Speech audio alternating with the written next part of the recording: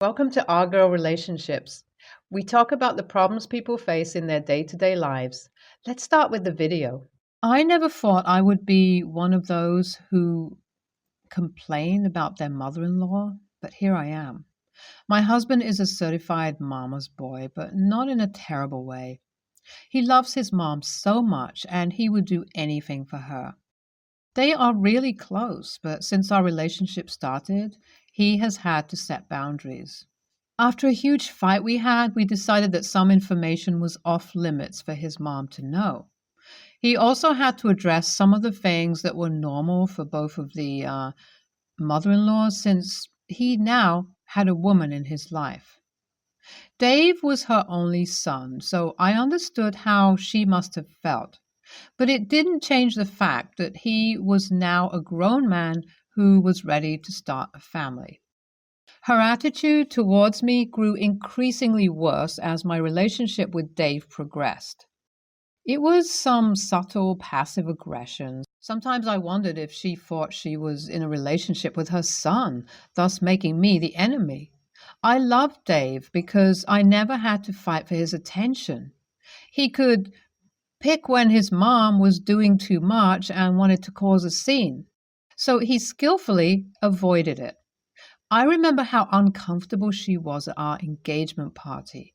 It was laughable. We were supposed to get married 3 months ago, but my mother-in-law was nowhere to be found on our wedding day. Dave's dad said they had been together the night before, and it didn't seem like anything was wrong, and she didn't tell him that she was going anywhere. Everyone got so worried, and Dave couldn't even concentrate. We didn't know if something had happened to her or if she was kidnapped. There were just so many uncertainties. I, for one, did not want our wedding anniversary to be associated with a sad memory. We decided to move the wedding. It was a lot on us financially because everything was set, and these people who were rendering their services still needed to be paid, regardless of whether there was a wedding or not. We apologized to our guests, who were very understanding, as most of them were immediate family and close friends, and told them that a new date would be communicated. We couldn't set one then because we weren't sure how everything would turn out. She returned in the afternoon and said she just went out to get an early surprise for us for our big day, but she got lost and didn't have her phone with her. I didn't believe her. I had no evidence, so I had to go with the flow, but I remained observant. I also noticed that she didn't bring any surprise gifts for us, as she claimed. I was so sure that the truth would surface soon enough. We set another wedding date in 3 months, and the same thing happened again. Who was my mother-in-law kidding? I didn't have to say anything, which was great because it meant that I was not to blame for anything. Dave and his dad said that we would continue as planned. Both of them were very upset with my mother-in-law. Because it was the second time in a row, and with the flimsy excuse she gave the first time, we all knew that she left on purpose to stop the wedding. Dave's dad was particularly annoyed because of the money we had to waste planning 2 weddings and his wife's disrespect towards my parents and the other guests. 2 days after the wedding, she appeared, but we could tell she was shocked that no one cared. We had planned that no one would call or try to find her, and when she came back, we didn't act like she had gone missing. We carried on like everything was fine. You could tell that the silence was killing her inside. She wanted some attention from Dave especially, but he ignored her completely because he was upset. At one, least of all us acted like she didn't go missing, but he acted like she wasn't even there. We were to leave for our honeymoon that evening, and his dad was supposed to drop us at the airport. My mother-in-law insisted on coming with us, but Dave still ignored her. We were going to be in Greece for about a month, which to his mom was a long time. I even tried to get my husband to say goodbye, hug her maybe, or at the very least acknowledge her, but he gave me the stink eye. That's our code for, you can't change my mind. I resolved that this was a mother and son battle and I was going to take the back seat and watch it play out. We arrived in Greece yesterday. It is so beautiful and our hotel is lovely. I'm excited about having an unforgettable experience. It's always been my dream to have my honeymoon in Greece. Dave didn't care where we went as far as he was with me, which was so sweet. Dave's sister is my friend, so we talked a lot. I asked for the deets on her mom. She told me that she was fuming in anger and that everything was the enemy.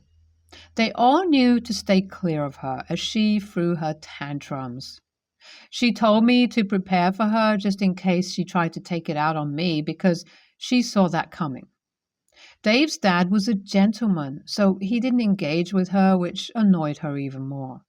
My mother-in-law said that everyone in the family had ganged up against her and taken her son away from her, and she was the only one who tried to stop him from making that mistake. It's funny because I thought only little kids got separation anxiety. As expected, she called me in the evening to rain insults on me. She accused me of stealing her only son away from her and making him not care about her anymore. She said she always knew that that was my plan, but she was going to make sure that I didn't succeed.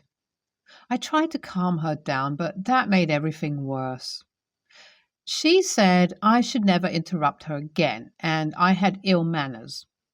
I heard Dave coming, so I put the phone on speaker so he could hear all that his mom was saying. He had gone out for a few minutes to prepare a surprise for me while I got ready. As he walked towards me, I could see the rage in his eyes, and I suddenly regretted putting the phone on speaker. I tried to stop him from getting the phone, but he was faster than me. He told his mom never to disrespect me again. He told her how ashamed he was to call her mother because for the past year she had not behaved like one. He expected her to be happy for him, but she was trying to destroy his happiness, which is what enemies do. He told her that if she continued behaving like his enemy, he would treat her like one, even though she was the one who gave birth to him. Now his mom was crying on the phone. It was a whole mess. I had never seen Dave speak to anyone as he spoke to his mom. He had lost his respect for her. Behind all that rage, I could tell that he was hurt. He loved his mom so much, but her obsession with him blinded her. She didn't realize that she was hurting him and destroying their relationship. At that time, all I wanted to do was shield Dave from more harm. I didn't want him hurt, and I felt like I exposed him to it by purposely putting the phone on speaker. Our evening didn't go as planned. I could tell he was no longer in the mood, but he also didn't want to disappoint me, so I reassured him and we stayed in and made him feel better in the best way I could. I can't help but think that I'm at fault for how Dave's relationship with his mom is now. When I met him, he was a classified mommy's boy, and now he doesn't even want to speak to her or see her. I heard that his mom cried for days after the last incident. She tried to call Dave many times, but he wouldn't answer the call. He got worked up whenever I tried to get him to speak to her. One time he kind of poured his anger on me because I wouldn't let him be. I should be happy that his mom would no longer be a problem for me, but I'm not. I have a wonderful relationship with my parents, and I don't want to be the reason why Dave doesn't speak to his mom anymore. I'm not sure I can live with that, but Dave seems to have made up his mind and his dad isn't saying anything about it. Dave's sister thinks that he will come around and that he just needs time to heal. After all, he was right to be hurt and annoyed at his mom for missing his wedding for selfish reasons, so we couldn't tell him how to deal with it. She also said that her mom needs the treatment she is getting from Dave so that she can learn her lesson. No mom should be okay with risking the chance of missing their child's wedding just because they would miss them when they get married. She also said that she didn't behave like that when she had to get married, so what was all the fuss about with Dave? This made me feel a little better, but because I know that I wanted Dave to hear what his mom said, I was looking for a reaction from him, and the result is devastating. I am still filled with guilt. NTA, your mother in law needs to chill. If she really wanted to stop a wedding, she wouldn't use the same exact strategy, unless she wasn't smart enough. It was clear that that was what she was trying to do, so no one would pay attention to her the second time. If I were you, I would be glad about my newfound peace instead of feeling guilty. It's not like you lied and made up what she said. YTA, you think you destroyed your husband's relationship with his mom? Yes, you did. I hope Dave maintains the same energy years down the line and doesn't blame you for being estranged from his mother. You should do everything you can to reconcile them. NTA, you didn't do anything wrong because Dave needed to hear what his mom was saying to you. It's great that you are not happy that they are having issues, so help them reconcile. I don't think you would have the same problems you had with his mom because she should have learned her lesson. Also, remember to set boundaries as you guys talk it over. I am a father of one girl, Violet. Her mom is very religious, and you can F off if you don't fit into every single religious belief she has. Violet came out a few years ago saying she liked girls. I was suspicious of Mom's reaction. I was absolutely right to be. She did a lot of effed up shit to my daughter and said some really harmful things. It was typical of what you hear from people like her. She's going to hell, she's not normal, she needs to be baptized and see a priest, had her go to church multiple times a week, blocked all girls from her phone, outed her to people in her family, told people in the church, gone as far as to send her photographs when she was at school, reminding her not to look at girls, she's crazy, and more. This isn't all either. I hadn't known this until she slipped up. I divorced her immediately, and my daughter now lives with me full time, and she only gets visits. No sleepovers, no staying at her house, and she has pretty much no right to Violet. Anyways, I've met my daughter's now girlfriend, and she comes over frequently. At this time, she was going to come over a little later and stay for the weekend, and I drop her off. However, I got a surprise visit from my daughter's mom. It was 2 hours before, so I told her she can only stay for an hour. She agreed, and they talked for a little while. Then her girlfriend ended up coming much earlier than I expected, and her mom was still there. I told her that she needed to go and that we will plan a visit sometime soon, but I guess she had other plans and said no, that she wanted to meet, and my kid's face said a lot. I told her that this is a conversation for another day. She said that she hasn't done anything like she did before, and she earned the right to meet who her daughter is with. I said she shouldn't have done it at all, and she doesn't have a right to be here unannounced, and she's lucky she got that.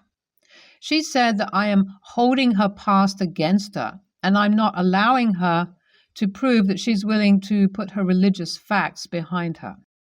All I said was this is not how we are doing this, and she isn't entitled to anything and is in no position to be making demands. We went back and forth with her saying she's never going to be allowed to prove herself to Violet, and me saying she needs to try and be a mom to her instead of thinking proving herself is just supporting her sexuality alone. She did leave. And I've told this to a few of my family members, and they've said that she deserves to at least prove she can support her. Well, yes, at some point she does. At this moment wasn't a good time, and I would like to sit both of them down, including her girlfriend's parents, before moving forward. And I feel like her thinking just by meeting the girl is a way to prove herself isn't ideal. Although I know this is what I feel was in my kid's best interest, knowing her progression, was I wrong for this? NTA, you did what was best for your daughter. When, if, her mother wants to prove herself, it should be on your daughter's terms, not when the mother decides on a whim. The fact she doesn't see this makes me question if she really has changed. Why would she deliberately put her daughter in a position like that? It's completely selfish and unfair.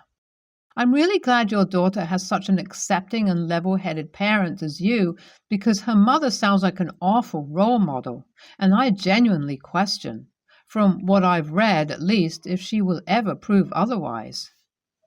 NTA. You are protecting your daughter and her girlfriend from someone who has a proven tendency to be extremely hateful to those in the LGBT community. Ex-wife needs to be respectful of everyone's boundaries if she genuinely wants a chance to prove herself.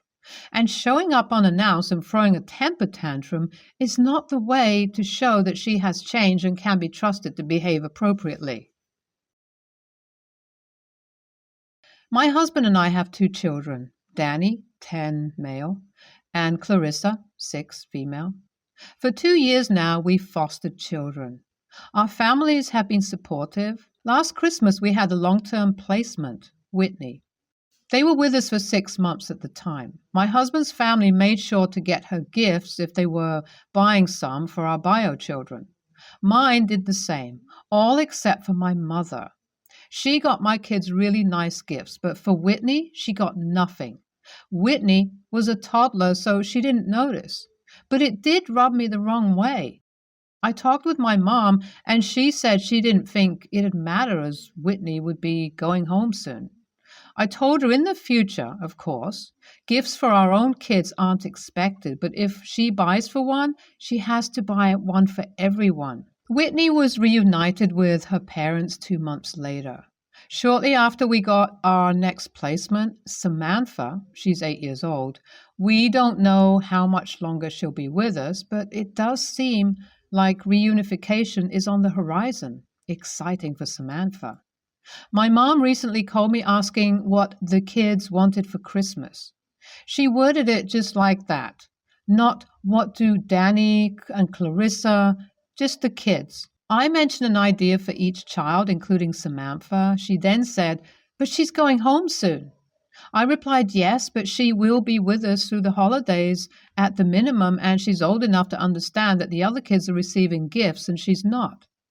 My mom kept arguing, and finally I said, "I won't accept gifts for Danny and Clarissa. If she shows up with just gifts for them, then they'll be sent back."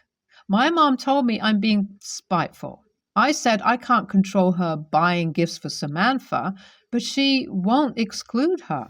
My kids are not the type to expect gifts. They wouldn't notice if grandma didn't get them anything. Another relative who usually goes all out was having a hard time last year and didn't get them anything. They didn't say a word. So I know they won't even be fazed by this. This also isn't an issue of money on my mom's end. She admits she could afford to buy Samantha something. My husband is backing me up, but some of my relatives aren't. AITA? ESH. On a basic human level. Yeah, your mom's kind of being shitty if she can make a foster kid's life a little better without any undue hardship, and actively chooses not to. Dick move, no question. That being said, my family ran foster care homes over multiple generations. Here's the thing you don't seem to understand. You signed up to foster these kids. Not your mom, not your kids, you. You are the only one who actually bears that responsibility. If your mom only wants to buy presents for her grandkids, that is her right. As I said, it would be a dick move, but you really have no right to punish your kids, who did not sign up for any of this, for your mom's choices. You want a solution? Buy the extra present yourself and don't allow grandma to hand them out herself. That way, you minimize the impact of the situation on the kids. If grandma refuses, then she's choosing not to give these presents on Christmas. That wouldn't be on you. NTA, but on the condition that you're not expecting her to buy an equal gift to your children. It's wonderful that your foster child will likely be reunified soon. That suggests to me that her connection with her own family is still strong. She not only doesn't need your parents to step into a familial role, but also likely would be uncomfortable if they do. This is currently viewed as temporary for everyone, including Samantha. Treating her the same way as if she's going to stay forever may not be what she wants. That being said, they should buy her something if they are giving other gifts to children. As someone who opened gifts at the same time as cousins and second cousins, we all understood the magnitude of the gift would be different based on the relationship. Something thoughtful she would appreciate and easily take with her would be lovely and appropriate. It's not about the size of the gift, it's about conveying she is welcome and part of the celebration. YTA, you're punishing your kids because of what exactly? Why should your kids miss out on presents from grandma just because grandma doesn't want to buy presents for random children who stay with you for a month and then disappear? You do understand those aren't her grandkids, right? As in, they aren't even family, not even distant cousins. They have zero to do with her and vice versa. Why on earth would you expect her to buy them a damn thing? Is this a joke?